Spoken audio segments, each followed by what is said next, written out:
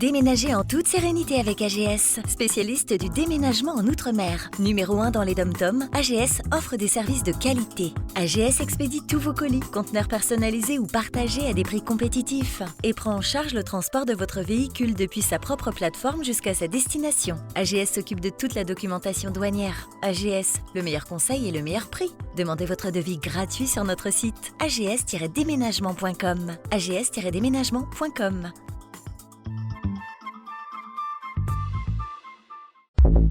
Martinique Actualité. De fortes pluies se sont abattues hier sur tout l'arc antillais. La Guadeloupe était en alerte rouge toute la journée. En Martinique, plusieurs communes ont été très sérieusement touchées.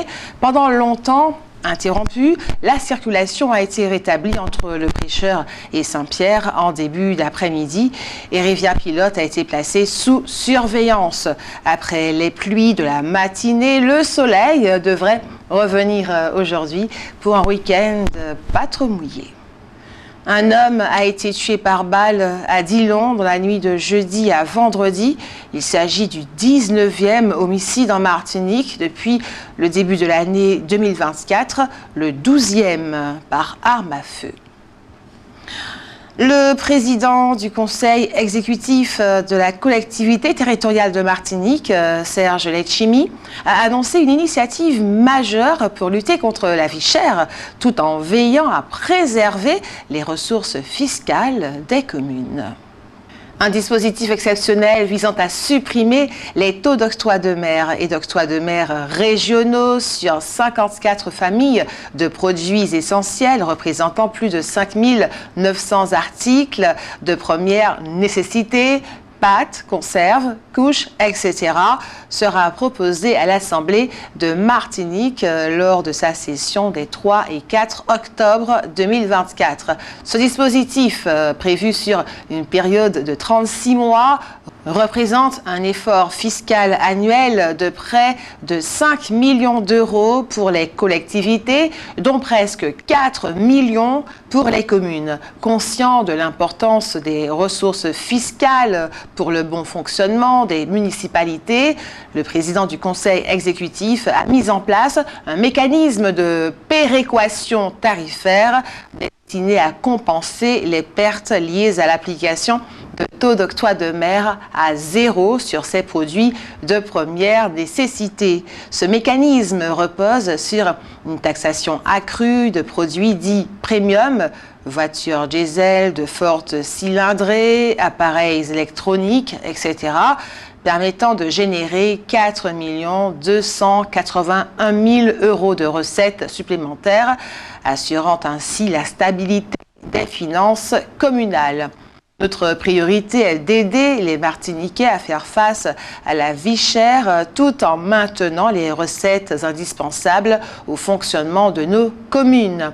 Ce dispositif permettra de concilier ces deux objectifs sans sacrifier les besoins des collectivités locales.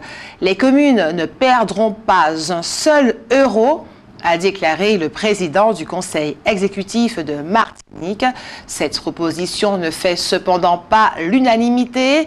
Quant aux pistes avancées jusqu'ici par la grande distribution, elles n'ont pas su, elles non plus, convaincre l'ensemble des participants. Ajoutons que pour certaines des personnes présentes, c'est le modèle économique dans son ensemble qu'il convient de changer. L'INSEE indique qu'après un début d'année en hausse, l'emploi a reculé dans la majorité des secteurs en Martinique au second trimestre 2024. La fréquentation hôtelière a baissé suite au repli de la clientèle française.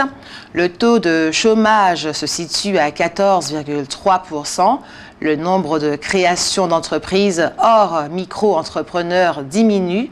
Les autorisations de logements et de locaux sont moins nombreuses ce trimestre. L'étéfon est un éthylène de synthèse utilisé pour accélérer la croissance et la coloration de beaucoup de fruits et légumes. C'est un produit inoffensif à petite dose. Ayant constaté que des agriculteurs s'en servaient en Martinique, le gouvernement a lancé une enquête pour savoir ce qu'il en était exactement. Les résultats de cette enquête sont positifs puisqu'ils ont conclu que les fruits et légumes martiniquais n'étaient pas contaminés à l'étéfon, notamment la banane plantain appelée couramment banane jaune. Parallèlement, des analyses effectuées sur d'autres produits comme l'ananas, les bananes dessert, les tomates et les poivrons n'ont révélé aucune contamination à l'étéfon. La CGSS Martinique propose aux travailleurs indépendants touchés par les inondations un délai de paiement de leurs cotisations. Pour bénéficier de ces mesures, les employeurs peuvent contacter gratuitement la CGSS Martinique via leur messagerie URSSAF sécurisée. Les personnes concernées peuvent également s'adresser à leur URSSAF pour solliciter l'aide d'urgence destinée aux actifs victimes de catastrophes et intempéries portée par le Conseil de protection sociale des travailleurs indépendants, CPSTI. Et vous avez sans plus attendre la parole. C'est l'heure de votre avis compte. À votre avis, les actes de violence que l'on a connus en Martinique ont-ils été commis par des voyous qui profitent de la situation ou par des membres du RPRAC de Rodrigue Petitot? Nous vous écoutons.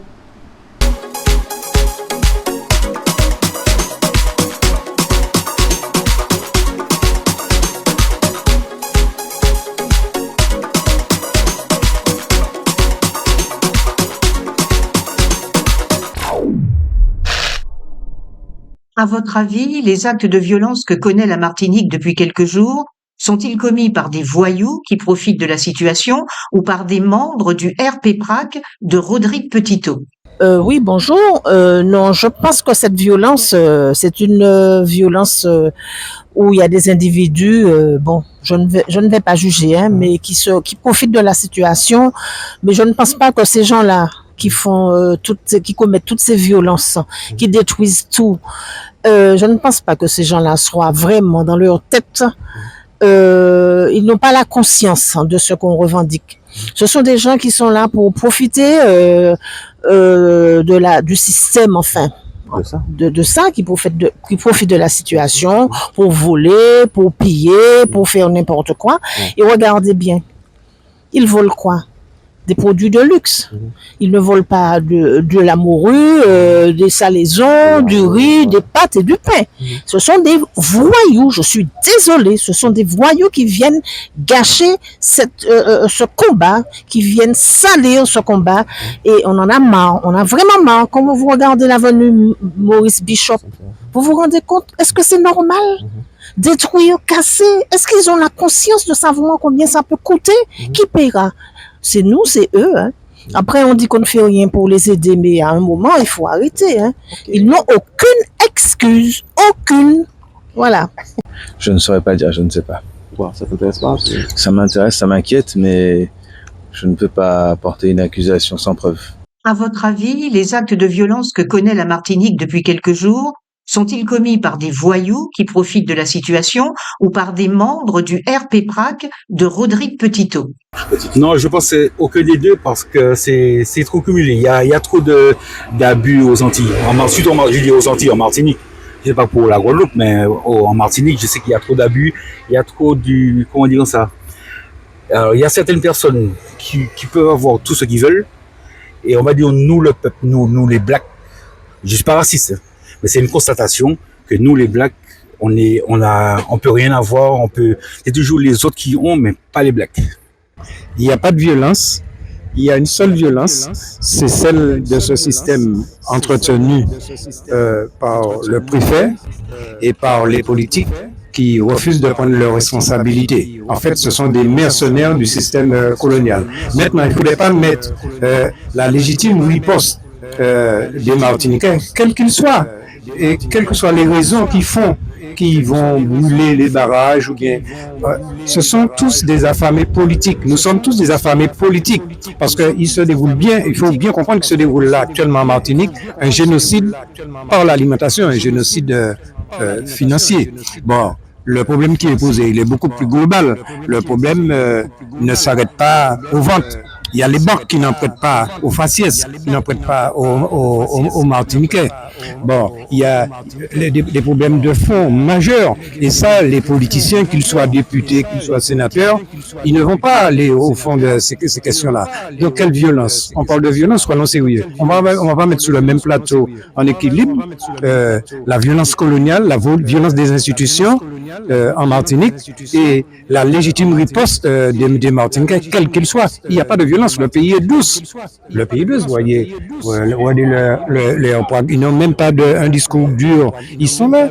Ce sont des femmes, des enfants, des personnes âgées, des gens qui disent « Nous voulons manger, nous les pains ». Alors, en réponse, qu'est-ce qu'on nous donne? Du plomb, du bâton et du gaz. Alors, il n'y a pas encore de violence. Parce qu'il n'y a pas encore de grosse artillerie dans ce mouvement-là. Outremernews.fr, le site de l'actualité Outre-mer, 24 heures sur 24 et 7 jours sur 7. Retrouvez la chaîne Outremer News sur YouTube.